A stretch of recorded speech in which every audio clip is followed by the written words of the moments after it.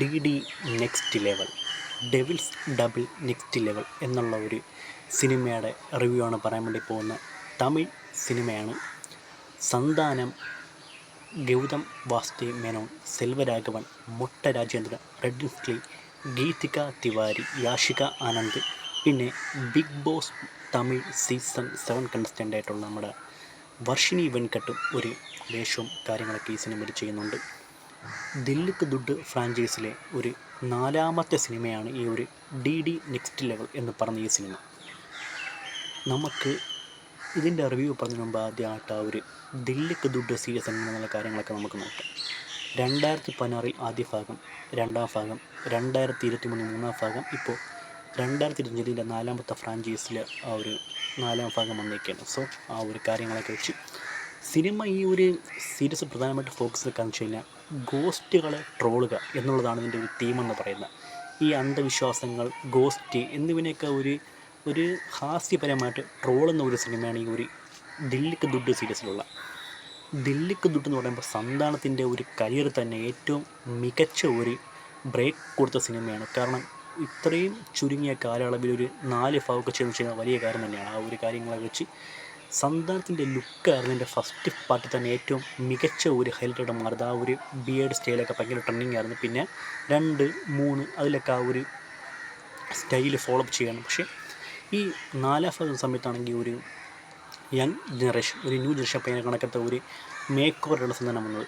കൂടാതെ ആ ഒരു സന്താനത്തിൻ്റെ ഒരു മാനറിസം ഉണ്ട്, അതിവിടെ ഭയങ്കരമായിട്ട് മിസ്സായിപ്പോയി. എല്ലാ കാര്യങ്ങളും ഒരു സെൻസ് ഓഫ് ഹ്യൂമർ എന്നൊക്കെ പറയത്തില്ല, ആ ഒരു കാര്യങ്ങളൊക്കെ വെച്ച് അത് ഗോസ്റ്റ് വന്നിപ്പോൾ എത്ര ഒരു ഹോറർ എലിമെൻറ്റ് കാണിച്ചാൽ അതിനൊക്കെ വെറും പുല്ല് വില കൊടുക്കുന്ന അല്ലെങ്കിൽ അതിനെയൊക്കെ വെറും ചീപ്പായിട്ട് കളയുന്ന ഒരു കഥാപാത്രമാണ് സന്താനം. പക്ഷേ അത് ഇവിടെ കാണാൻ വേണ്ടി പറ്റിയില്ല. ഇവിടെ ഒരുപാട് വേറെ ഒരു സന്ദർഭം നമുക്കിവിടെ കാണാൻ വേണ്ടി പറ്റി. അത് ആ ഒരു കഥാപാത്രത്തിനെക്കാട്ടിയും വേറെ എന്തോ കണക്ക് ടൈപ്പ് കണക്ക് എനിക്ക് പേഴ്സണലി ഫീൽ ചെയ്തത്, അങ്ങനെയാണ് തോന്നിപ്പോയി. പിന്നെ ഗൗതം മേനോൻ, സെൽവരാഘവൻ എന്ന് പറഞ്ഞുകൊണ്ട് എപ്പിക് ഡാർട്ടിസ്റ്റിനെ ഉൾപ്പെടുത്തി വെച്ചിരിക്കുകയാണ്.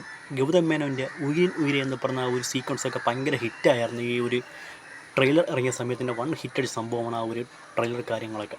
പിന്നെ ഈ സിനിമയുടെ തീം എന്ന് വെച്ച് കഴിഞ്ഞാൽ ഈ നെഗറ്റീവ് റിവ്യൂവേഴ്സിന് സിനിമയ്ക്ക് നെഗറ്റീവ് പറഞ്ഞ ആൾക്കാരെ ഒരു ഡയറക്ടറുടെ ഒരു ഗോസ്റ്റ്, ആ ഗോസ്റ്റ് അദ്ദേഹത്തിൻ്റെ ഒരു സിനിമയായ നമ്മുടെ ഡി ഡി നെക്സ്റ്റ് ലെവൽ എന്ന് പറഞ്ഞ സിനിമയുടെ ആ ഒരു സിനിമയിലേക്ക് കയറ്റി വിട്ടിട്ട് അവിടെ നടക്കുന്ന ചില സംഭവവികാസങ്ങളും കാര്യങ്ങളൊക്കെയാണ് പറയാൻ വേണ്ടിയിരിക്കുന്നത്. ആ സിനിമ ഒരു സ്പേസ് ആണെങ്കിൽ പോലും ഈ റിയലായിട്ടുള്ള നമ്മുടെ ഹീറോ ആൻഡ് ഫാമിലി ആ സിനിമയ്ക്കകത്ത് പോയിട്ടുള്ള കുറച്ച് കാര്യങ്ങളൊക്കെയാണ് സിനിമ പറയാൻ വേണ്ടി ആഗ്രഹിക്കുന്നത്. അതാണ് ഒരു തീമും കാര്യങ്ങളൊക്കെ. പിന്നെ സിനിമ എങ്ങനെ ഉണ്ടായിരുന്നു എന്നുള്ള കാര്യങ്ങളൊക്കെ നോക്കുകയാണെങ്കിൽ ഒരു ഫൺ എലമെൻറ്റ് പരമായിട്ട് നോക്കുകയാണെങ്കിൽ ഒരു ഗ്രേറ്റ് സിനിമ തന്നെയാണ്. ഒരുപാട് ചിരിക്കാനൊക്കെ ഉണ്ട്. ഒരു എപ്പിക് സീനൊക്കെ നമ്മളെ മഞ്ഞുമ്മൽ ബോയ്സിൽ ആ ഒരു ക്ലൈമാക്സ് പോർഷനെ കൊണ്ടുവന്നിട്ട് പിന്നെ കുറേ തമിഴിലെ ലേറ്റസ്റ്റ് ട്രെൻഡ് സോങ് കുച്ചിലി മടുത്തപ്പെട്ടി ആ ഒരു പാട്ടൊക്കെ അതെല്ലാം വേറെ ഒരു ലെവലിൽ കൊണ്ടുവരുന്നുണ്ട്. പിന്നെ കുറേ തമിഴ് സോങ്ങുകൾ കാര്യങ്ങളൊക്കെ. പക്ഷേ ഇവിടെയും സന്താനത്തിൻ്റെ ഒരു ഹ്യൂമറിനെയും ആ ഒരു പഴയ ഡി ഡിയിൽ ആ ഒരു സന്ദർഭം നമുക്കിവിടെ നല്ലപോലെ മിസ് ചെയ്യുന്നുണ്ട്. ആ ഒരു കഥാപാത്രത്തിൻ്റെ റേഞ്ചൊക്കെ വേറെയായിരുന്നു, അത് ഇവിടെ മിസ് ചെയ്യുന്നുണ്ട്. പിന്നെ മൊട്ട രാജേന്ദ്രൻ്റെ കോമഡി, റെഡ്ഡിൻസ്ലിയുടെ കോമഡി ഇതൊക്കെ നന്നായിട്ട് വർക്കൗട്ട് ആവുന്നുണ്ട്. പിന്നെ സഭ എന്ന് പറയുന്ന ഒരു പുള്ളിയുണ്ട് ഇതിനകത്ത്. അവരുടെയൊക്കെ ഒരു കഥാപാത്രങ്ങളുടെയൊക്കെ ഒരു ഇമ്പാക്റ്റൊക്കെ വേറെ ലെവലായിരുന്നു. ഇത് ഒരു മികച്ച ഫ്ലാഷ് ബാക്ക് ഈ സിനിമയ്ക്കകത്തുണ്ട്. അത്യാവശ്യം നന്നായിട്ട് നമുക്ക് പറയാൻ വേണ്ടി പറ്റും. പിന്നെ ഈ സിനിമ ഒരു വലിയ കഥയോ കാര്യങ്ങളൊന്നുമില്ല. പിന്നെ ഈ ദില്ലിക്ക് ദുഡ് സീരീസിൽ നോക്കുകയാണെങ്കിൽ ഈ ക്ലൈമാക്സ് പോർഷനൊക്കെ ഏതെങ്കിലും വല്ല ഒരു ഹോളിവുഡ് സിനിമ എന്നൊക്കെ എടുത്തായിരിക്കും ഈ ഒരു ക്ലൈമാക്സ് ക്രമീകരിക്കുന്നത്. ഇതിനകത്ത് നമ്മുടെ വ്രോങ് ടേൺ ക്യാരക്ടേഴ്സില്ലേ, വ്രോങ് ടേണിലെ കഥാപാത്രങ്ങൾ കണക്കത്തെ കുറച്ച് വില്ലന്മാരും കാര്യങ്ങളൊക്കെ വന്ന് അങ്ങനെയാണ് ഈ സിനിമയുടെ ഒരു ക്ലൈമാക്സ് കാണിച്ചിരിക്കുന്നത്. ഇതിൻ്റെ ഡി ഡി റിട്ടേൺസ് എന്ന് പറഞ്ഞതിൻ്റെ 3ാം ഭാഗത്താണെങ്കിൽ കോഞ്ചറിങ് 2ൻ്റെ ഒരു ക്ലൈമാക്സാണ് ഉൾപ്പെടുത്തി വെച്ചിരിക്കുന്നത്. അപ്പം അങ്ങനത്തെ ചില കാര്യങ്ങളൊക്കെ വെച്ച് ഇതാണ് ആ സിനിമയുടെ ഒരു ക്ലൈമാക്സ് എന്ന് പറഞ്ഞാൽ ഏതെങ്കിലും ഒരു ഹോളിവുഡ് സിനിമയുടെ ഒരു ക്ലൈമാക്സ് പോർഷൻ കൊണ്ട് തുടങ്ങി ഇവിടെ അവതരിപ്പിക്കാൻ വേണ്ടി പോകുന്നത്. അങ്ങനത്തെ ഒരു സംഭവങ്ങളൊക്കെ ഉണ്ട്. പക്ഷേ ആ ഒരു വ്രോങ് ടേൺ എന്ന് പറഞ്ഞ ഒരു കഥയിലെ ചില കഥാപാത്രങ്ങളുടെ ഒരു മേക്ക് ഓവറായിട്ട് വന്നെങ്കിൽ പോലും ഒന്നും അങ്ങോട്ട് ഒരു പെർഫെക്റ്റ് ആയില്ല. മേക്കപ്പൊക്കെ ഭയങ്കര ദുരിതമായിട്ടാണ് എനിക്ക് തോന്നിയത്. പിന്നെ ഒരു പ്രധാനപ്പെട്ടൊരു കാര്യമുണ്ട്, ഈ ക്ലൈമാക്സ് പോർഷന് എത്താൻ നേരത്ത് ഇതിപ്പം ദില്ലിക്ക് ദുഡിന് 4ാം ഭാഗമാണല്ലോ ഇപ്പോൾ ഈ ഇറങ്ങിക്കുന്ന ഈ ഒരു സിനിമ. ഇനി ഇതിൻ്റെ 5ാം ഭാഗം ഉണ്ടോ ഇല്ലയോ എന്നുള്ള ഒരു ഡൗട്ടുകളൊക്കെ കാണിച്ച് നമ്മളെ ഒരു കൺഫ്യൂഷനൊക്കെ നമുക്കാണ് തോന്നിയപ്പോൾ. ഇനി ദില്ലിക്ക് ദുഡ് നെവർ എൻഡ്സ് എന്ന് പറഞ്ഞൊരു സംഭവം കാണിക്കുന്നുണ്ട്. ആ സംഭവം കാണിച്ചിട്ട് ഇത് എൻഡെന്നൊക്കെ പറഞ്ഞ് കാണിക്കുന്നുണ്ട്. ഇനി ഇതിൻ്റെ 5ാം ഭാഗം ഉണ്ടാകുമോ ഇല്ലയോ എന്നുള്ള കാര്യത്തിൽ ഒരു ക്ലാരിറ്റി അവിടെ കിട്ടതാവോ എന്ന് വേണമെങ്കിൽ പറയാൻ വേണ്ടി പറ്റും. പിന്നെ ആൾമോസ്റ്റ് നോക്കുകയാണെങ്കിൽ സിനിമ ഒരു തമാശ മുഖേന ഇരുന്ന് കാണാൻ വേണ്ടി പറ്റിയ ഒരു സിനിമ തന്നെയാണ് ഈ ഒരു ഡി ഡി നെക്സ്റ്റ് ലെവൽ എന്ന് പറഞ്ഞ ഈ സിനിമ. ഒരു തമാശയ്ക്കും കോമഡിക്കും വേണ്ടി കാണാൻ വേണ്ടി പറ്റിയ ഒരു പടം തന്നെയാണത്. അതിന് വേറെ ഒരു ഓപ്ഷനൊന്നുമില്ല. പിന്നെ ഒരു വലിയ കഥയോ കാര്യങ്ങളൊന്നുമില്ല. കുറേ റെഫറൻസുകളും പിന്നെ കുറേ കോമഡികളും ഉൾപ്പെടുത്തി ഒരു 2-2.25 മണിക്കൂർ ചിരിക്കാനുള്ള എലമെൻറ്റും കാര്യങ്ങളൊക്കെ ഉണ്ട്. പിന്നെ ഒരു അഭിനയ പ്രസൻസ് അല്ലെങ്കിൽ ഒരു മികച്ച പ്രകടനം ഒന്ന് കാണിക്കാൻ വേണ്ടി പോലും സന്ദർഭത്തിനൊന്നും ചെയ്യാൻ വേണ്ടി പറ്റിയിട്ടില്ല. പിന്നെ കുറേ കോമഡി എലമെൻറ്റൊക്കെ തന്നെയാണ്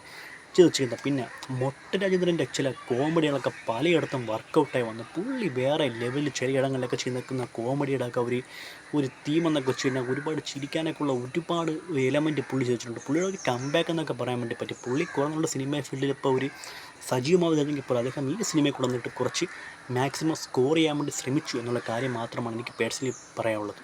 അദ്ദേഹം നന്നായിട്ട് തന്നെ ആ ഒരു കോമഡിയും കാര്യങ്ങളൊക്കെ ചെയ്യുന്നത് ഒരു സീക്വൻസ് കണ്ടാൽ നമുക്ക് ഒരുപാട് ചിരി വരുന്ന കുറേ എലമെൻറ്റും കാര്യങ്ങളൊക്കെ ഉണ്ട്. ഒരു എലീനെയൊക്കെ വെച്ചിട്ടുള്ള സംഭവമുണ്ട്. അതൊക്കെ സൂപ്പറായിരുന്നു.